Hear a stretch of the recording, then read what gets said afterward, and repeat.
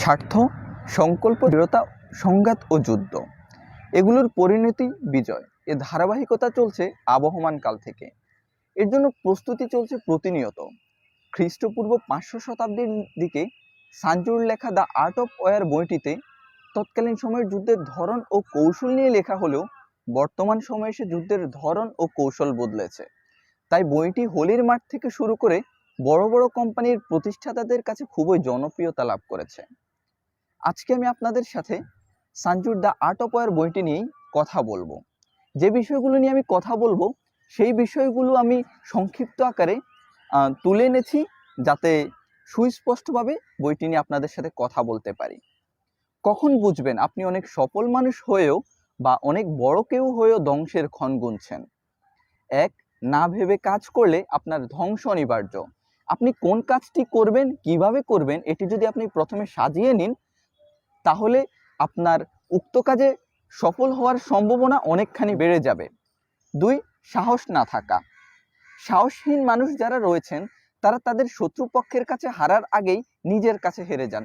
তবে একটি কথা মনে রাখতে হবে যে বিরূপ পরিস্থিতিতে অতিমাত্রার সাহসও ধ্বংস ডেকে আনে। তিন, ধরুন আপনার কোনো বন্ধু আপনাকে অপমান করলো আর তৎক্ষণাৎ আপনি অপমানের জবাব দিয়ে দিলেন। এক্ষেত্রে যেটা হয়, মানুষ জবাব বা প্রতিশোধ নেওয়ার ক্ষেত্রে সময় জ্ঞান না রেখে অসামঞ্জস্য কথা বলে আর গুরুত্বহীন কথা দ্বারাই কাজ চালিয়ে নেয়।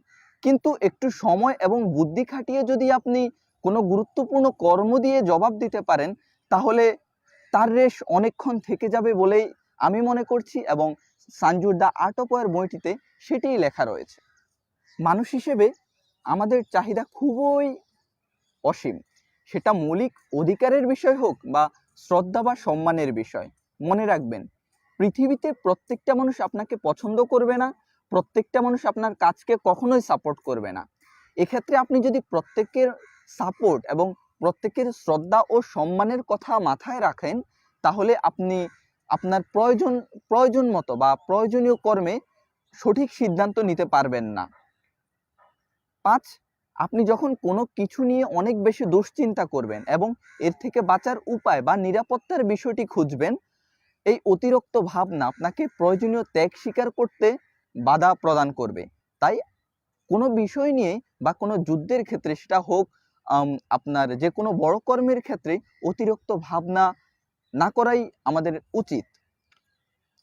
কর্তৃত্ব প্রতিষ্ঠার জন্য সবচেয়ে গুরুত্বপূর্ণ হলো দয়ালু হওয়া। কারণ একজন পূর্ণ দয়ালু মানুষ সর্বোচ্চ কঠোর হতে পারেন, আর কঠোরতায় যে কোনো সৈন্য শিবির বা যে কোনো প্রতিষ্ঠানের মধ্যে যে বিশৃঙ্খলা রয়েছে তা দূর করতে পারে। আমরা সবাই জানি সঙ্গীতের মৌলিক সুর কয়টি? সঙ্গীতের মৌলিক সুর 5টি, কিন্তু তা থেকে সৃষ্টি হয় অসংখ্য সুর। আর সঠিক সময়ে ধনুক থেকে তীর ছুটতে পারায় তীরন্দাজের দক্ষতার পরিচয়। সাঞ্জুর বইয়ের এ দুটি বাক্য আমার খুবই পছন্দের। সময় জ্ঞান রাখা এবং যে কোনো কাজের মৌলিক জ্ঞান রাখা যে কোনো মানুষের জন্য খুবই গুরুত্বপূর্ণ। সঠিক দিক নির্দেশনা এবং যুদ্ধের ক্ষেত্রে প্রয়োজনীয় ভারী যুদ্ধাস্ত্র এবং রসদবিহীন সেনাবাহিনীর পরিচয় সুনিশ্চিত।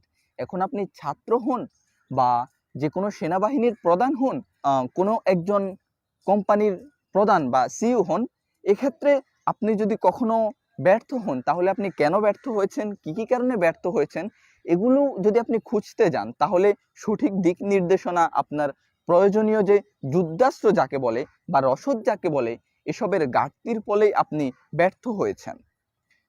দ্য আর্ট অফ ওয়ার বইটি সাঞ্জুর লেখা।